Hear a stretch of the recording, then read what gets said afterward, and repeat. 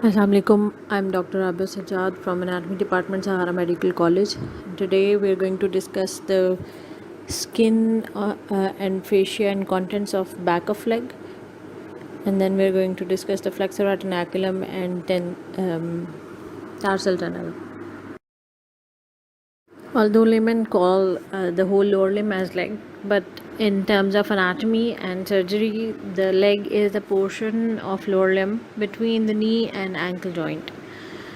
We can observe the two bones of leg, medially tibia, laterally fibula, which are connected to each other by the interosseous membrane and by the facial septa and the outer deep fascia layer. The leg is divided into compartments. You can observe between tibia, interosseous membrane, fibula, and the anterior septum, and the layer of deep fascia. This is the anterior compartment. Then we can observe here between anterior posterior septa, the lateral surface of fibula, and the lateral part of deep fascia.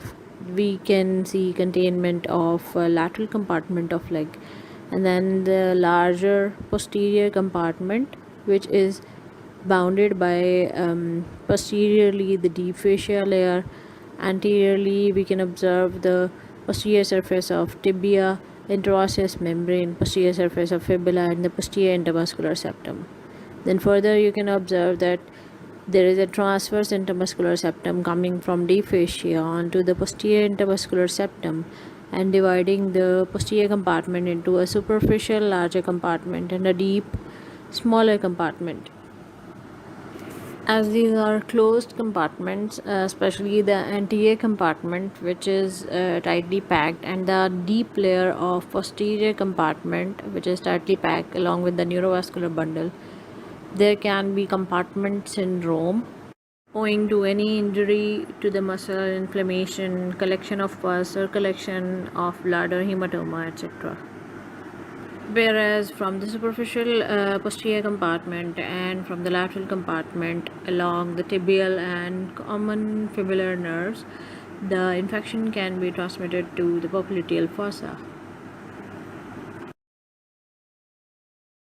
As already discussed, we can see the layering of leg starting from skin and then superficial fascia with the subcutaneous collection of fat known as subcutaneous tissue, which also contains superficial veins, lymphatics, and nerves. We can observe the great saphenous vein here on the medial, posteromedial side, and on the posterior aspect you can observe small saphenous vein here.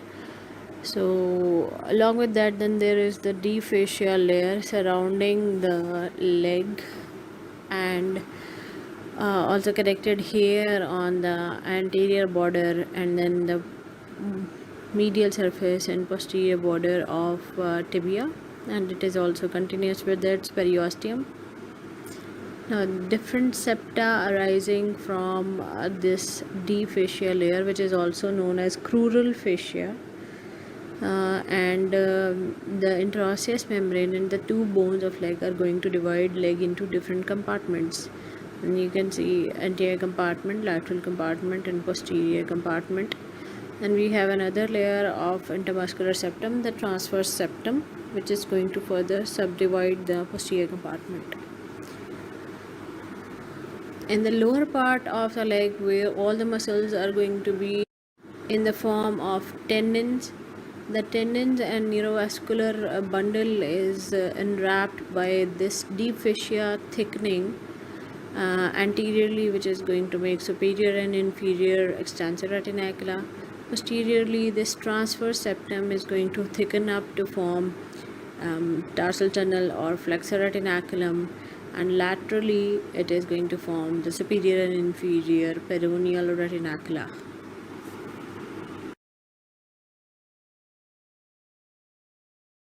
Cutaneous nerves of leg, as with all the cutaneous nerves, are present in the subcutaneous tissue, and they are going to supply the skin and subcutaneous tissue of the leg.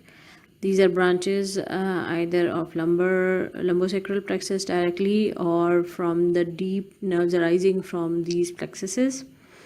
We can clearly observe here that anteriorly the medial part of the skin is supplied by a saphenous nerve, which is arising from femoral nerve, also supplying part of the medial border of foot. Laterally, in the upper part, lateral sural-cutaneous nerves arising from the common fibular nerve are going to supply the skin, while in the lower one-third of the leg, the superficial fibular nerve is going to become cutaneous, supplying this part, and also the dorsum of foot, except for medial lateral borders and this part of the defibular nerve, which is the first interdigital cleft. Then posteriorly, you can clearly observe that the region of popliteal fossa is supplied by the posterior cutaneous nerve of thigh coming directly from the sacral plexus. And then medially, saphenous nerve is going to supply. Laterally, we can see lateral sural cutaneous nerves arising from common fibular nerve and medial sural cutaneous nerve arising from the tibial nerve supplying the posterior aspect of leg.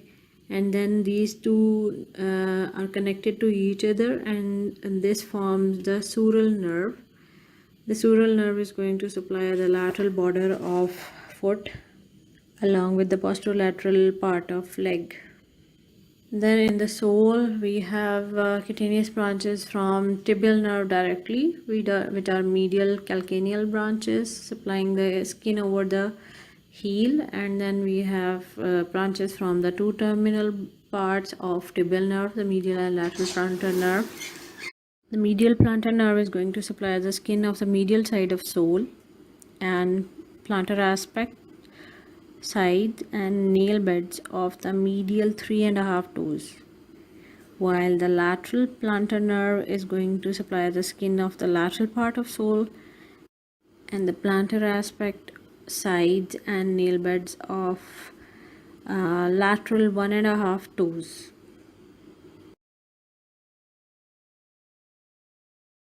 Going to discuss the venous drainage and lymphatic drainage of lower limb in details in separate lecture, but here we can observe that from the medial side of the foot, from the dorsal venous arch and combination of the medial end of dorsal venous arch and medial marginal vein of foot, there is a large vein which is subcutaneous or superficial, known as great saphenous vein.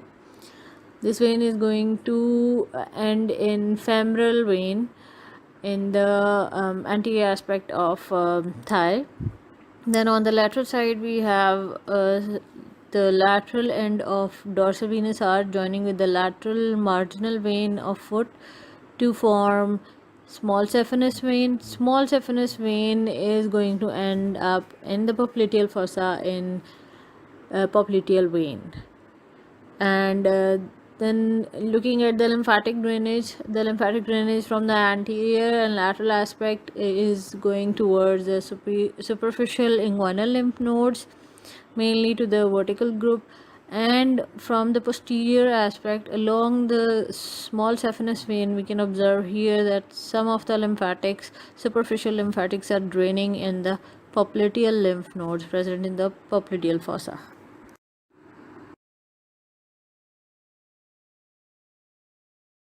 We are going to discuss the posterior compartment of leg in detail. Here we can clearly observe the boundaries of posterior compartment. Anteriorly, the two bones of leg, the tibia, here you can see the posterior surface, and then fibula, the posterior surface is involved in the boundary, and in between is the interosseous membrane. Then from the fibula, there is this posterior intermuscular septum attached to the deep fascia of leg. On the back, the compartment is bound by deep fascia of leg. Then we can clearly observe here that a transverse intramuscular septum coming from the deep fascia and attached to the posterior intermuscular septum is going to divide the posterior compartment of leg into two parts or two subcompartments. The superficial subcompartment containing three important muscles, superficial muscles, and then the deep subcompartment containing four muscles, and the neurovascular bundle is also present in the deep subcompartment. So basically the deep subcompartment, which is a quite a tight and close compartment, can result in a compartment syndrome if there is any suppuration, pus collection, muscle injury, or hematoma. Now these muscles are arising from the posterior aspect of the leg bones. Here we can observe all of them. Some of them are crossing the knee joint, like you can see here, gastrocnemius, plantaris, and popliteus. They are crossing the knee joint, and some of them are crossing the ankle joint. So we'll discuss them in detail. Now, the superficial muscles of posterior compartment of leg consist of three muscles. We can observe them here: gastrocnemius, soleus, and plantaris. These three are collectively known as triceps suri, and they have a common tendon which is going to insert here on the calcaneal tuberosity, and this is known as the tendocalcaneus or Achilles tendon. So discussing about the origin, you can observe here that the lateral head of gastrocnemius is arising from the lateral aspect of lateral condyle of femur, while medial head is arising from the popliteal surface of femur and medial condyle of femur here. Then the soleus is arising from the posterior aspect of head and superior quarter of the posterior surface of fibula, from the soleal line and middle 1/3 of medial border of tibia. Between these bony attachments, there is a tendinous arch or bridge-like structure of soleus, and this gives a gap below which the neurovascular structures are going to pass. And then the plantaris is going to take origin from inferior part of lateral supracondylar line of femur, and also from oblique popliteal ligament. So three of these muscles are inserting together. That is why they are known as triceps suri, or the triceps of leg. Innervation of these muscles is through tibial nerve, root value S1, S2. Now these muscles are plantar flexors at ankle joint.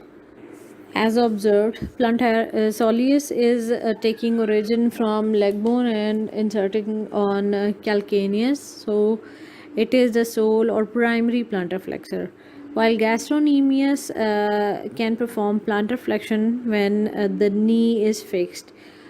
Gastrocnemius can also flex the leg at knee joint.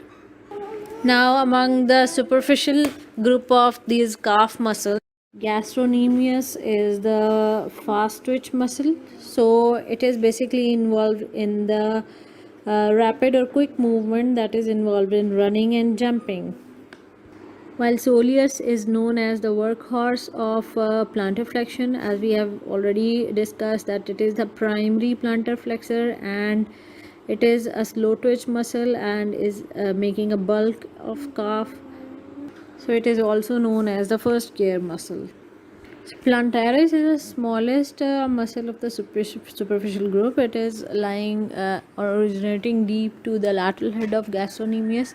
You can see the small belly here and the long thin tendon going towards the medial side, and then inserting on the calcaneal tendon. It can help slightly in plantar flexion produced by gastrocnemius, and basically it is a vestigial structure, and it can also be known as freshman's nerve when observed between gastrocnemius and soleus here. And the deep group consists of four muscles. You can see popliteus, flexor hallucis longus, flexor digitorum longus, and tibialis posterior. Popliteus is originating from the lateral surface of lateral condyle of femur, and also some fibers are rising from lateral meniscus. It is going to come out of the fibrous capsule of knee joint and then insert on the posterior surface of tibia above the soleal line. The nerve supply is tibial nerve. As with the other posterior leg muscles, it is a weak flexor of knee, and it is mainly involved in unlocking of knee joint as it medially rotates the tibia or laterally rotates the femur. This mechanism has been discussed in knee joint in detail. The flexor hallucis muscle is arising from the posterior surface of fibula. You can see here below soleus, and it is going to insert on the base of distal phalanx of big toe on the plantar aspect. Also supplied by tibial nerve, it is a flexor of big toe, and it also flexes all the joints, small joints of great toe, and it also weakly flexes, plantar flexes the ankle, and it is going to support the medial longitudinal arch of foot, which is discussed later. Then the two muscles arising from the posterior surface of tibia are flexor digitorum longus and tibialis posterior. You can see the tibialis posterior is arising from the posterior surface of tibia lateral to the vertical ridge below the soleal line, and also from the interosseous membrane. Here you can observe that it is going to cross from lateral side to medial side deep to the tendon of digitorum, and then it is going to be inserted on the medial cuneiform and the bases of second, third and fourth metatarsals on the plantar aspect. Some fibers are also attached to the navicular bone on its tuberosity. It's supplied by tibial nerve, and it is a plantar flexor at ankle joint and inverter of foot at subtalar and mid-tarsal joint. Then from the medial part of the posterior surface, the flexor digitorum longus is going to take origin, and then the tendon is going to cross from a medial side towards lateral side here, and then it is going to divide into four tendons which are inserted on the plantar aspect of the bases of distal phalanges of lateral four toes. Nerve supply is again tibial nerve, and the flexor digitorum longus, like flexor hallucis longus, is going to flex the lateral four digits at all small joints, and it is also a plantar flexor of ankle joint, and it is going to support the longitudinal arches also.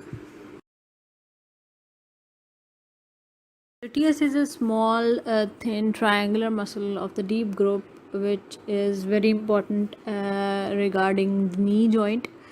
You can observe here that it has a tendinous origin from the lateral aspect of lateral condyle of femur and also from the lateral meniscus. This tendon is passing between the fibrous capsule and the synovial membrane, and then it comes out from the posterior aspect of fibrous capsule and inserted as a muscular insertion on the posterior aspect of tibia. During the movement of knee joint, it is going to pull the lateral meniscus and prevent it from being damaged. Also, when in standing position the knee is locked, this muscle is going to lateral rotate femur and cause unlocking of the knee joint before it is flexed. Blood supply of the posterior compartment is through the posterior tibial vessels. The posterior tibial artery is the larger terminal branch of popliteal artery. We can observe here when popliteal artery is passing below the soleal arch, it terminates into anterior and posterior tibial arteries. Above the interosseous membrane, the anterior tibial artery is going to pass towards the anterior compartment of leg, while posterior tibial artery immediately gives off a large artery, the fibular artery. You can see here that is going to supply the lateral part of the posterior compartment and also the lateral compartment of leg through its perforating branches, as discussed previously.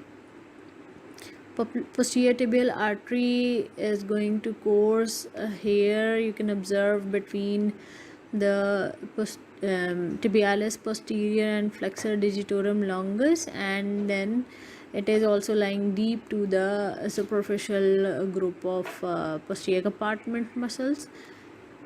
Passing deep to the flexor retinaculum, it is going to terminate at this level. Here you can observe into medial and lateral plantar arteries. In the leg, in posterior compartment, other than fibular artery, the branches arising from posterior tibial artery are nutrient artery of tibia, as you can see here, while the nutrient artery of fibula, see here, is arising from the fibular artery. Then we have this circumflex fibular branch, which is going to participate in the anastomosis around knee joint. And then we have different muscular branches which are going to supply the medial half of the muscles of posterior leg and also the superficial group. The posterior tibial vein is formed from medial and lateral plantar veins, and then it is the vena comitant run in the opposite direction and end in the popliteal vein. The relation of these vessels in the tarsal tunnel will be discussed in the coming slides. The posterior tibial artery is palpable here as shown in the diagram. This pulse is taken behind the medial malleolus. We invert the foot to relax the flexor retinaculum and then palpate the posterior tibial artery posterior to the medial malleolus. This is done to rule out the peripheral blockade of this vessel. The nerve supply of this compartment is by tibial nerve. As we know that at the upper angle of popliteal fossa, the sciatic nerve is going to divide into terminal branches, the tibial nerve and common fibular nerve.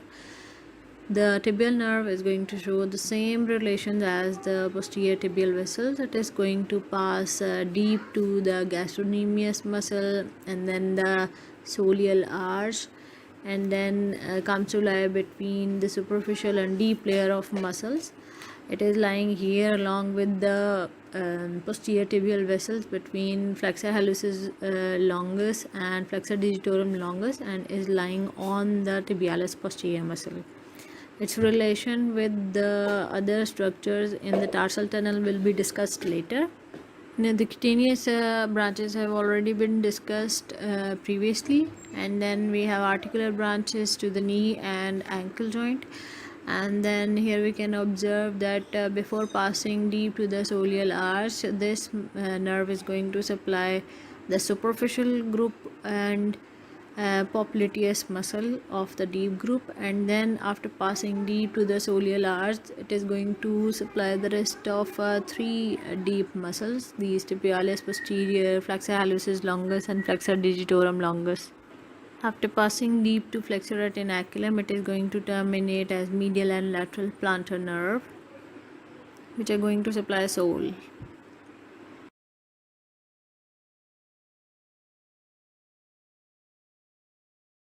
As previously discussed, the transverse intermuscular septum is going to divide the posterior compartment into a superficial and deep subcompartment, and the superficial group are inserted here on the calcaneum, while the lower part of transverse septum is thickened up to form the flexor retinaculum. Flexor retinaculum is attached here from the medial malleolus to the medial surface of calcaneum, and the tendons of deep group of posterior compartment and the neurovascular bundle are going to pass deep to this flexor retinaculum here. This part is deep to the flexor retinaculum is known as tarsal tunnel. It is homologous with the carpal tunnel present in the upper limb as seen, and due to the embryological rotation of lower limb, it is present posteriorly. So you can see the arrangement of structures in the tarsal tunnel. And you can observe that the most medial structure is tibialis posterior, as tibialis posterior crosses deep to digitorum to get most medial. Then we have the tendon of flexor digitorum longus, then the neurovascular bundle, and then the tendon of flexor hallucis longus. So in tarsal tunnel and lower part of posterior leg, we can see that the neurovascular structure is lying between flexor digitorum longus and flexor hallucis longus tendon, and the tibial nerve is lateral while the posterior tibial vessels are lying medial. All the structures from the posterior compartment are tapering here and packed in this tunnel. So trauma is in this region can result in damage to all these structures, especially entrapment of tibial nerve.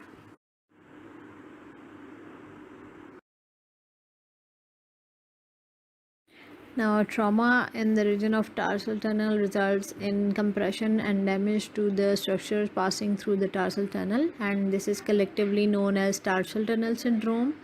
You can see here that the tendons of the muscles passing through the tarsal tunnel are inflamed in this section as compared to the normal one, and then there is nerve entrapment due to compression of the tibial nerve, and then the posterior tibial vessels are also compressed.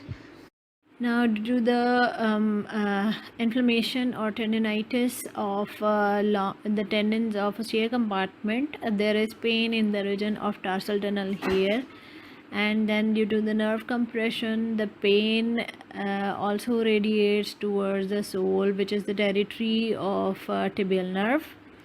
Prolonged entrapment can result in pins and needle sensation and then numbness of the marked area. As the muscles are plantar flexors, so there is weakness of plantar flexion, especially marked weakness in plantar flexion of all the toes.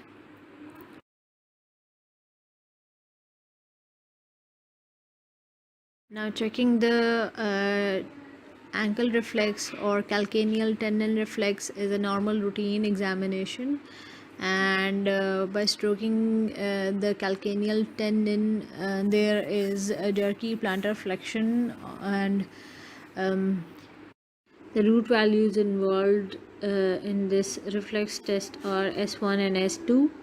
S1 is the main root value involved.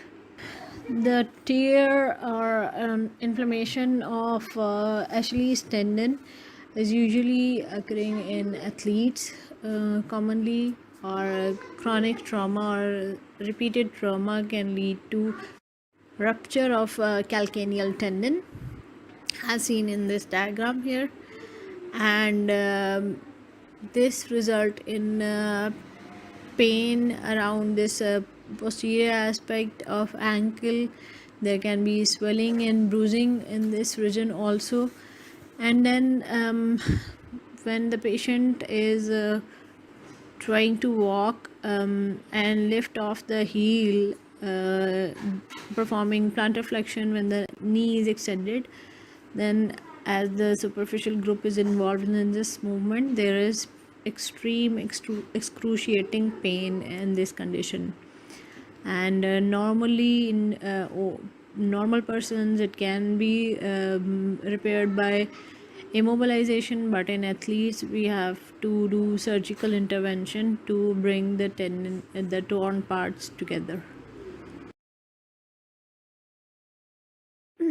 So there is a bursa located deep to the calcaneal tendon between this tendon and the posterior surface of calcaneum, and commonly in athletes and especially the long distance runners and basketball players, This bursa can be inflamed, and this is known as calcaneal bursitis or retroacheles bursitis, and there is pain in the region, especially when on touching, and the pain is aggravated during plantar flexion.